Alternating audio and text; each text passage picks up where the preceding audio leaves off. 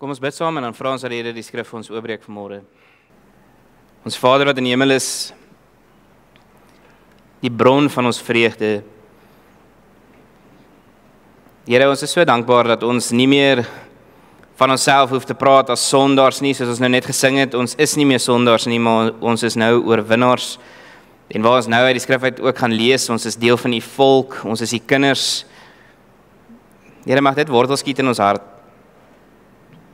Dat ons nie net meer na onsself sal kyk as sondaar mense nie, maar dat ons onsself sal sien soos U ons sien. Hoe ons lyk wanneer ons wedergebore is en wat dit beteken.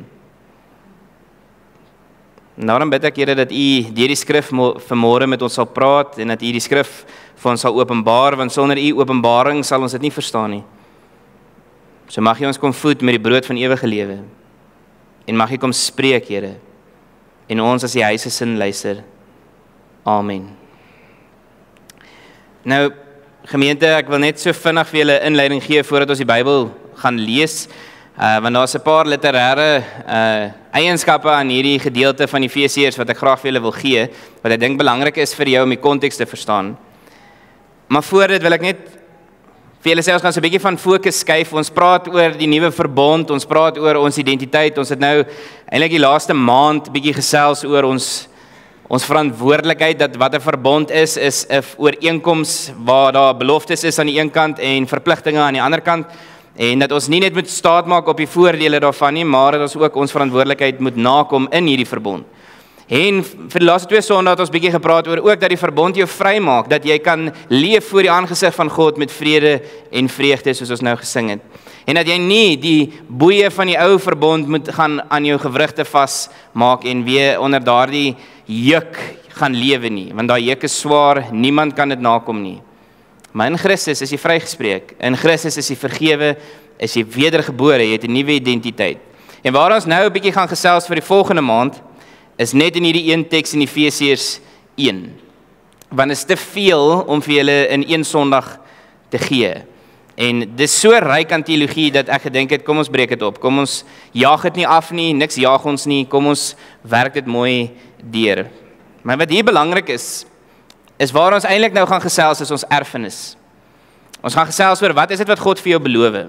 En nou onthou julle, as ons nou hierdie verbondsagtergrond het, dat jy, wat hierdie so ongelooflik maak, is dat jy kan God daarby hou. Dis ongelooflik.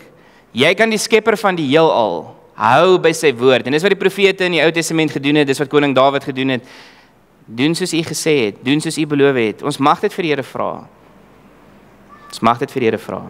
So, wat is dit wat die Here aan jou beloof? Dis waar vanoggend gaan. Wat is hierdie nalatenskap, hierdie testament, hierdie nuwe verbond wat die Here aan my en jou bewerk het?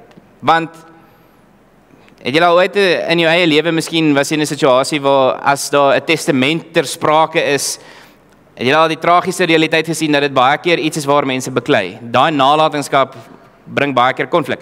En die rede as ons bietjie gaan gesels daaroor het te maak met die feit dat baie keer kan hierdie nalatenskap jou lewe onherroepelik verander. Dit kan jou lewe verander in 'n oogwink. En daarom hierdie beloftes, hierdie erfenis wat mense agterlos, is iets wat vir ons bekend is. En wanneer dit kom by God, wil ek hê jy moet dit ook daar gaan toepas, om te sê die Here beloof sekere goed aan jou, en is ongelooflik. So ek wil hê julle moet vanmôre sien hoe groot God is. Dis my poging vanoggend, om jou met verwondering hier uit te stuur, om te besef, jou Christendom is nie toevallig nie. Jou afspraak vanmôre hier in hierdie gemeente en in ander gemeentes reg oor die land is nie toevallig nie. Dis voor die grondlegging van die skepping reeds so bestem. Julle, dit is ongelooflik. Maar ons teks vandag, Efesiërs 1 vers 3 tot 14, is een van die rykste gedeeltes in die hele Nuwe Testament. Hoekom? In die Grieks, as jy dit gaan lees, is dit een lang sin. Daar's 202 woorde in hierdie loflied en Paulus gebruik nie 'n komma, 'n punt of enige leestekens nie. Dis asof hy net praat. Hierdie kom net so uit sy hart uit en hy hou nie op nie. Eers aan die einde van die 202 woorde is dit weer waar hy ek moes dit net van my bors af kry. Het jy al so gevoel? Kan nie stil bly hoor en ek moet dit net van my bors af kry. Dis wat hier gebeur. Nou in Afrikaans is daar punte en so aan om ons te help lees, maar in die oorspronklike teks is dit een ellelange paragraaf. paragraaf. En dis 'n asemrowende loflied wat Paulus vir my en vir jou wil 'n sekere ding kom sê. Hy stroom van een waarheid na die ander oor wat God in Christus vir jou en vir my gedoen het. En dit het 'n trinitariese struktuur, en dis hoekom ek dit nie wil opbreek nie.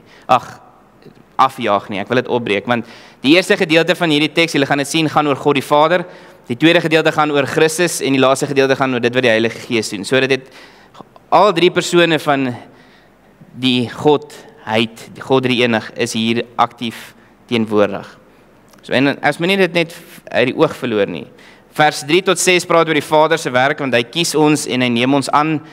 7 tot 12 praat dit oor Christus se verlossing en dat hy vir my en vir jou 'n erfdeel gee, want ons word nou aangeneem in hierdie huisgesin van God. En dan 13 en 14 praat oor die Heilige Gees, wat ons verseël as die eiendom van God en hierdie volle erfenis beloof, dit wat nog kom. So, ek wil net eerstens vir julle iets gee wat julle aan moet kou, voordat ons by die teks kom. Ons gaan so 'n bietjie charismaties raak, maar onthou julle in die heel begin, wat ek vir julle gevra het, hoeveel verbonde is daar in die Bybel? Toe was daar 'n paar wat gesê het, 6, 7, 8, 9 hange, wat se kommentaar jy lees. En dit ek net so vlugteliks gespraat oor 'n verbond wat nie eksplisiet in die Bybel genoem word nie, maar wat teoloë baie oor skryf, en ons noem dit die heilsverbond, of die verbond van verlossing. En dis waar hierdie teks vanmôre gaan. En ek wil dit net in kort vir jou opsom. Voor die skepping van die aarde, toe daar nog niks was nie, net God, het Vader, Seun en Heilige Gees 'n verbond gesluit in hulle persoon, waar hulle sekere dinge aan mekaar beloof het. Maar dit moet julle 'n bietjie aan gaan dink, dis ongelooflik. Dis een van daai goed, as jy byvoorbeeld, as toe ek 'n kind was, as jy dink, waar kom God vandaan? Daai gesprek in jou brein gehad, en dan kom jy agter, die rook kom al uit, maar jy gaan dit nie verstaan nie, daar's misterie in dit. En hier is 'n tipe misterie, maar dit word in die Bybel aan ons geopenbaar. Die Vader byvoorbeeld, en ek het dit vir julle neergeskryf, sê die volgende: hy beloof, ek sal vir my 'n volk uitkies, dis sy belofte, en ek sal hulle aan die Seun gee, en hy sal hulle redder wees, en ek sal hulle verhoog oor alles. Die Seun het gesê, ek sal mens word, ek sal onder hulle kom woon, ek sal gehoorsaam wees tot in die dood toe, ek sal hulle sondes op my dra, en deur my bloed sal hulle vrygemaak word. Die Heilige Gees het ingestem, en dan sê die Heilige Gees, ek sal in hulle harte werk, geloof in hulle harte wek, hulle laat wedergebore word, en ek sal hulle verseël as ons eiendom, en ek sal hulle bring tot by die volle erfdeel, wanneer ons met die einde van die tyd weer liggaam en gees met mekaar versoen word, en ons het 'n verheerlikte liggaam, ons word verheerlik op die einde van die dag, sê Paulus vir ons in Romeine. Dit is ongelooflik. Dit alles het plaasgevind nog voordat die wêreld en die heelal geskep is. Dink bietjie daaraan. Voordat die wêreld geskep is. Gemeente, kan julle sien hoe groot dit is? Dat jou redding is deur God beplan, nog voordat daar 'n wêreld is. Jou bekeringsverhaal, hoe jy tot God kom, is deur God beplan, nog voordat die skepping plaasgevind het. Is hierdie onderneming gemaak. So jy wat vanmôre hier sit, en jy sing uit volle bors, in U is vreugde, vrede en vreugde. Ek is nie meer 'n sondaar nie, ek is 'n oorwinnaar in Christus. Nader my God by U. Hierdie wonderlike lofgesange, dit is so bestem. Jy wat dit uitleef, is die Heilige Gees wat dit so in jou gewek het. Kan julle dink hoe ongelooflik dit is? Hierdie plan was van ewigheid af in die hart van ons God. Ek en jy, gewone mense, word ingetrek in hierdie ewige besluit van God drie enig. Daarom, ons gaan dit nou lees, begin Paulus hierdie gedeelte in Efesiërs, waar hy sê, geseënd is die God en Vader van ons Here Jesus Christus, wat ons geseën het met elke geestelike seën in die hemel. Elke geestelike seën. Nie sommige nie, nie party nie, elkeen. So, met dit in gedagte, kom ons lees nou die teks saam. Dat julle sien waar kom dit vandaan. Vers 3. Aan God die Vader van ons Here Jesus Christus kom al die lof toe. Hy het ons in Christus geseën met al die seëninge van die Gees wat daar in die hemel is. Hoor julle weer eens, al die seëninge, alles nie seker is nie, nie sommig is nie. Vers 4, so het hy nog voordat die wêreld geskep is, ons in Christus uitverkies om heilig en onberispelik voor hom te wees.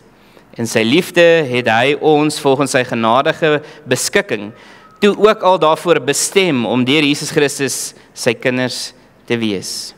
Daarom moet ons God prys vir sy groot genade wat hy in sy geliefde seun vrylik aan ons geskenk het.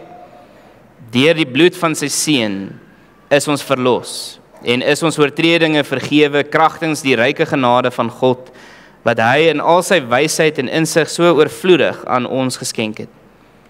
Hy het kragtens sy besluit en voorneme die geheimenis van sy wil aan ons bekend gemaak en dit deur Christus tot uitvoering gebring op die tyd wat hy daarvoor bepaal het.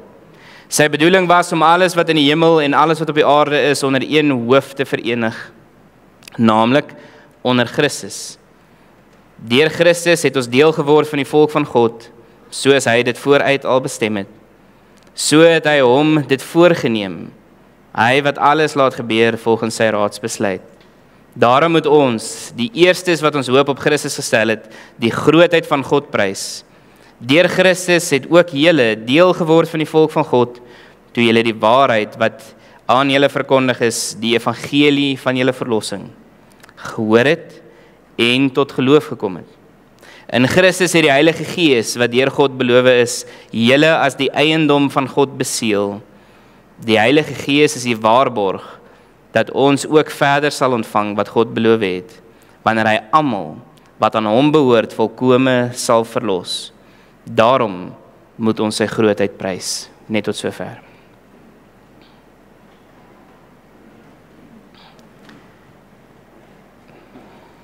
So gemeente, ek het net 3 punte saamgebring wat ek vanmôre met julle wil bespreek. Want waar ons vandag stil staan is 'n bietjie van 'n oorsig om net hierdie heilsverbonds element mooi helder vir jou te gee, dat voor die skepping van die aarde, voor die grondlegging van die aarde, het die Vader, Seun en Heilige Gees hierdie onderneming gemaak met mekaar om ons te verlos en in Christus uit te verkies. En saam met dit kom daar wonderlike erfenis. En ek wil vanmôre hê as jy uitstap, dat jy daai erfenis uit jou kop uit en in jou hart sal laat wortel skiet. Jy ken dit, jy leef dit. Dit is deel van jou identiteit. Ek het hierdie naweek by die kamp bietjie met ons tieners gesels oor hulle identiteit, of nie tieners nie, die jong mense gesels oor identiteit. As iemand na jou toe kom en hulle vra vir jou, wie is jy? En jy moet jouself aan hulle voorstel. Wat is die dinge wat jy belangrik ag om vir iemand te sê? Wat dink jy maak saak wanneer jy vir hulle sê dis wie ek is? En in baie kontekste het dit te maak met jou agtergrond, waar jy vandaan kom. Ek onthou toe ek op universiteit was, toe moes ons in een so ontmoetingsgeleentheid moet almal sê wie hulle is en waar hulle vandaan kom. En toe ek opstaan as 'n eerste jaar en ek sê ek is Julian Olivier en ek kom van Welkom af, toe lag die hele auditorium. Want Welkom het 'n stigma, né? Welkom het 'n stigma. Of as jy sê ek kom van Brakpan af of wat ook al, né? Of jy sê skryf vir die blou bulle, dit het 'n bepaalde stigma. Mense dink daardeur kan hulle iets van jou agterkom, né? Nee? So die gedagte gaan daaroor dat ons as mens beskou dit as belangrik om detail te gee oor wie en wat ons is. Nou in die gereformeerde kerk het ek agtergekom dat een van hierdie dinge wat ons onsself aantrek is dat ons is sondaar mense.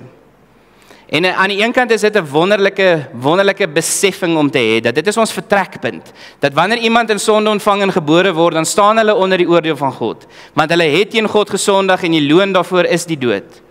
So dit is ons vertrekpunt, almal van ons het gesondig en skiet kort van die koninkryk van God. Maar broer en suster, daar's 'n groot maar in hierdie storie, dat wanneer jy tot bekering kom en wanneer jy tot geloof kom in die Here Jesus Christus, dan verander daardie identiteit en jy is nou vry. En dis hoekom ons vanmôre gesing het en hoekom ons daai lied gekies het, dat jy die woorde hoor, ons is nou geen sondaars meer, ons is oorwinnaars, meer as oorwinnaars, nie omdat u en ek iets bereik het nie, of nie omdat u en ek noodwendig so besonders is in onsself nie, maar omdat Christus se verdienste aan die kruis voldoende is. Hy het alles gedoen, dis hoekom. So wat die Vader vir jou gee vandag, die eerste karaktereienskap van jou identiteit, wat ons belangrik moet ag, is kindskap. Die Vader gee vir my en vir jou kindskap. Jy is nie 'n 'n verre af vreemdeling nie. Jy word ingenooi in die huisgesin van God. Julle, dit is 'n ongelooflike getuienis. En ek weet, as jy in die kerk groot geword het, het jy dit heel waarskynlik al baie gehoor. En dan klink dit vir ons bekend, maar ek wil vandag hê asseblief gaan dink oor wat dit beteken, dat die skepper van die heelal, God Almagtig, wat gespreek het, en die hele heelal het opgevlam en geskitter, en dan kom hy na ons toe en hy vorm ons uit die stof uit. Daardie God, kom na my toe en sê vir jou, jy's nie net ver nie, ek bring jou binne. Jy is my kind. Daarom in my Bybel, ek het dit al vir julle gesê, maar dis hoekom daai woorde vir my so kosbaar is, waar my ouma in my eerste grootmens Bybel voorin geskryf het, vlieg hoog koningskind. Dit beteken vir my ongelooflik, dat die Here na my gekyk het en gesê het, ek soek jou. En dan hoor ek vanmôre, nie net in 'n moment nie net toevallig nie op die nippertjie nie, voor die skepping. Voor die skepping is my naam in die boek van lewe neergeskryf. Om Christus ontwil. Ek kry hoendervleis, dit is ongelooflik. Wanneer jy in die Romeinse kultuur waarbinne Paulus skryf, aangeneem was, dan het jy volle kindskap ontvang. Met ander woorde, jy moes opgeteken word in daardie huisgesin se testament. Jy is nie een kant toe gestoot omdat jy 'n aangenome kind was nie. Aangenome kinders was gesien as volwaardige kinders in hierdie huis. Jy dra my naam. Jy is myne. Jy is myne. So gee die Vader vir my en vir jou 'n nuwe identiteit. Om vanmôre vir jou te sê in kort, baie eenvoudig, jy is my seun en jy is my dogter. Ek skenk dit aan jou. Hier is 'n baie belangrike onderskeid wat ek vanmôre vir die kerkraad ook gesê het. Mens is nie met kindskap gebore nie. Jy word nie daarmee gebore nie. Jy is nie outomaties 'n kind van God omdat jy in God se beeld geskape is nie. Dis 'n belangrike onderskeid. Daar's 'n gedeelde menswaardigheid dat ons mense met waardigheid hanteer want hulle is in beeld van God geskape, maar kindskap, het julle in die teks gehoor, is enkel en alleen wanneer mense die evangelie aanvaar en in dit glo. Dan word jy aangeneem. Dan word jy in God se huisgesin ingenooi en kry jy 'n nuwe identiteit. As jy die evangelie verwerp, dan bly jy onder die oordeel van God. Dan bly jy onder die oordeel van God. Die Heidelberg Katekismes vraag en antwoord 59 vra die volgende vraag. Wat help dit jou dat jy hierdie dinge glo? En dis eintlik die vraag wat ek vanmôre kom antwoord. Wat maak dit saak? Wat jy glo? Wat jy glo oor God, wat jy glo oor jouself, wat jy glo oor ander? Wat maak dit eintlik saak? En die Katekismes antwoord is soos volg, deur te sê dat ek in Christus voor God regverdig en 'n erfgenaam van die ewige lewe is. Dis wat dit saak maak. Jy is regverdig voor God, bedoelende daar's geen skuld teen jou naam nie. Jou skuld is afgehandel. Jou skuld is betaal. En onthou nou, dit beteken nie net jou skuld van gister nie. Ons dink baie keer so, dat dit net gaan oor jou verlede. Nee, broer en suster, dit gaan ook oor jou hede en dit gaan ook oor jou toekoms. Jy sal behoue bly in Christus. Jy sal behoue bly. Dit, maar nou het jy moet asseblief nou nie die vorige 2 weke se preke weggooi of vergeet nie. Jy moet 'n goue balans handhaaf om te sê, siende dat dit die geval is, lewe ek 'n lewe van danksegging tot eer van die Here. So ek streef om 'n heilige lewe vir God te leef. Maar daar's nie meer daai las en juk op my, dat as ek dit nie nakom nie, dan is dit nou klaar met my nie. Die belofte is jy sal behoue bly. Jy is 'n erfgenaam van die ewige lewe. So toepassing, wanneer jy onseker voel oor jou plek in die wêreld, onthou die volgende. Jy het 'n Vader in die hemel. Onthou jy het 'n huisgesin, 'n uitgebreide huisgesin. So as jou huisgesin jou dalk teleurstel en jou dalk seermaak, weet jy is deel van 'n uitgebreide familie. En daarin lê 'n bepaalde implikasie vir almal van ons hier teenwoordig. En dit is dat ons mekaar regtig in liefde sal omarm en dien en mekaar se laste dra. Dis nie net 'n mooi woord wat ons gebruik om te sê ons is die huisgesin van God nie. Dit moet iets wees wat ons leef tot eer van sy naam. So jy het 'n Vader in die hemel en jy het 'n uitgebreide huisgesin wat jou liefhet en wat vir jou 'n tuiste skep. Jou erfenis begin by jou aanneming as kind van God. Jou erfenis begin by jou aanneming as kind van God. Tweede punt, vers 7. Vers 7 lees: deur die bloed van sy seun is ons verlos en is ons oortredinge vergewe kragtens die ryke genade van God, wat hy in al sy wysheid en insig so oorvloedig aan ons geskenk het. So wat is die tweede deel van jou erfenis? Jy is vergewe. Jy is vergewe. Vir dit wat jy gister gedoen het, vir dit wat jy vandag gaan doen, vir dit wat jy môre gaan doen, jy is in Christus vrygespreek. Maar moenie hierdie vryheid misbruik om sonde te doen nie. Ek moet dit net daar sit. Moet dit nie misbruik nie. Maar hoor vanmôre, deel van jou erfenis wat aan jou geskenk is in Christus, is vergifnis van al jou sonde. So wat skenk God eintlik per implikasie? Hy skenk aan my en jou 'n skoon gewete. Skoon gewete. Dat ek kan na God nader, ek kan tot God gaan, ek kan voor sy genade troon buig, ek het toegang tot die Here, enige plek, enige tyd. En ek hoef nie skaam te wees voor die Here nie. Ek hoef nie skaam te wees voor die Here nie. Die nuwe verbond het dit beloof in Jeremia 31 vers 34, waar die Here sê, ek sal hulle sondes vergewe en ek sal nooit weer daaraan dink nie.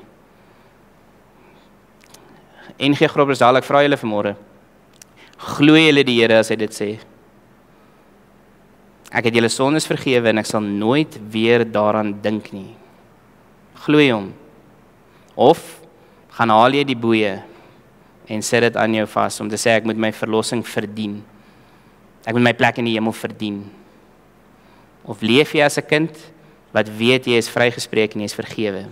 En ek dink nie aan jou sonde nie. Wie jy was is nie meer vir my belangrik nie. Wie jy nou is vir my belangrik. En daarom tig hy jou en vorm hy jou sodat jy kan wees wie jy moet wees. Maar daar is nie meer straf nie. Christus het hierdie belofte vervul deur sy bloed. En ons erfenis is dus nie net 'n titel dat jy 'n kind is van God nie, maar ook 'n waarborg dat jy nou 'n skoon gewete het voor God. Heidelberg Katekismus vraag 21 vra die vraag, wat is ware geloof? Want jy kan net hemel toe gaan indien jy ware geloof het, nê? As jy hierdie dinge regtig omarm. En dan sê die Katekismus, dis 'n vaste vertroue dat God aan my die vergewing van my sondes, ewige geregtigheid. Hoor julle daardie taal? Ewige geregtigheid. Nie net sommige tye in jou lewe of wanneer jy die regte ding doen meeste van die tyd, dan is jy nou in Christus verlos nie, dis vir altyd. Al struikel jy dalk, al val jy dalk, dit verander nie jou identiteit dat jy sy kind is nie. Hy gaan jou terugbring, hy gaan jou pak gee, hy gaan jou vorm, want hy is lief vir jou. Dit is die beginsel. Hy gee vir my 'n ewige geregtigheid en saligheid, uit loutere genade, slegs op Christus se verdienste, nie ons nie. Wat ek hierdeur net vir julle wil sê, as ons dit toepas, ou verbond het vir my en vir jou gesê, as jy soet is, dan kry jy die seën van die Here, en as jy stout is, dan word jy gestraf, Deuteronomium 24. Die nuwe verbond sê, op grond van Christus se verdienste aan die kruis, is al die seëninge van die hemel in die gees uitgestort oor my en jou. Al die seëninge. Hoe leef jy dit? Hoe leef jy in dit? En dis die vraag wat ek vanmôre vir julle wil vra, so wat ons nou in hierdie teks verder in gaan duik in die volgende maand. Hoe leef ek dit? Jou verlede, broer en suster, dis nie meer jou identiteit nie. Dis nie meer jou identiteit nie. Jou erfenis in God is vergifnis en 'n nuwe identiteit. 'n Nuwe jy. Laaste punt. Die ewige lewe. Vers 11 en 14 wil ek net vir julle lees. Vers 11 en 14 sê die volgende, vers 11. Deur Christus het ons deel geword van die volk van God, soos hy dit vooruit al bestem het. En so het hy hom dit voorgeneem, hy wat alles laat gebeur volgens sy raadsbesluit. En dan vers 14, die Heilige Gees is die waarborg dat ons ook verder sal ontvang wat God beloof het, wanneer hy almal wat aan hom behoort volkome sal verlos. Daarom moet ons sy grootheid prys. Nou wat beteken dit dat ek en jy nog nie volkome verlos is nie? In kort beteken dit dat jou sondige aard is nog nie heeltemal van jou weggeneem nie. Jy dra hom nog saam met jou. Nou die beeld wat Paulus gebruik in Romeine is eintlik nogal 'n baie vivid beeld waar hy praat van hierdie sondige aard is eintlik 'n Romeinse gebruik gewees wat hulle gehad het, dat as jy moord gepleeg het en hulle straf jou, dan het hulle die lijk aan jou vasgebind. En dan moes jy vir 'n geruimde tyd met daardie lijk op jou rug rondloop. En dan, soos wat daai lijk nou begin vrot en daai tipe goed, ryk jy dit, is aan jou. En dit is hoe Paulus dit beskryf, dat hierdie sondige aard is nog nie heeltemal van my weggevat nie. Ek stoei nog baie keer met dit. Ek beklei teen dit. Dit wat ek wil doen, dit doen ek nie. En dit wat ek nie wil doen nie, dit doen ek juis. En dan is ek hierdie ou gedeelte van my. So ons het nog nie daai volkomenheid nie. Dit gebeur eers met die wederkoms. Wat ons volkome verlos sal word. Wat daai van jou weggevat word. Maar die gedagte gaan daaroor om jou te herinner, waar kom jy vandaan? Waar kom jy vandaan? Want wat kweek dit dan in my hart? Dankbaarheid. Dankie dat dit nie meer ek is nie, Here. Dankie dat U my vrygespreek het.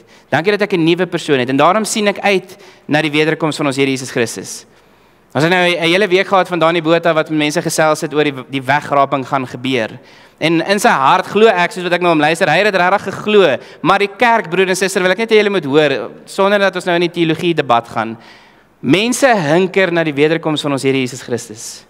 Om vrygemaak te word van hierdie juk van die sonde, hierdie ou ek, dat ons volkome verlos sal word. Want die belofte is ewige lewe, sonder sonde, sonder dood, sonder hierdie skeiding wat ons baie keer ervaar.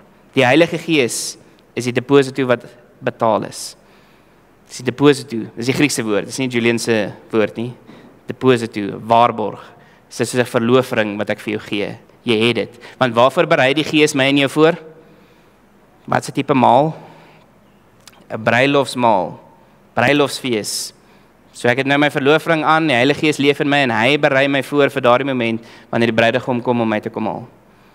So wat doen 'n bruid in hierdie tyd wanneer sy verloof is? Sy doen voorbereidingswerk. Dis ons roeping.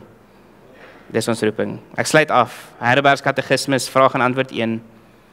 My enigste troos in lewe en in sterwe is dat ek met liggaam en siel in lewe en in sterwe nie aan myself behoort nie, maar aan my getroue verlosser, Jesus Christus. Dis my enigste troos in lewe en in sterwe. Liggaam en siel behoort aan die Here. Daarom sê die apostel Paulus, of ek dan nou lewe en of ek dan nou sterwe, ek behoort aan die Here. Hierdie wêreld, broer en suster, is tydelik. Jou erfenis in God is ewig. Mag dit jou identiteit vorm. Mag dit vir jou troos gee vanmôre. Mag jy verwonder hier uitstap, wetend dat dit is voor die skepping van die aarde reeds so bestem. God het aan jou gedink, nog voordat hy enige mens gemaak het. Dit is ongelooflik. Kom ons bid saam.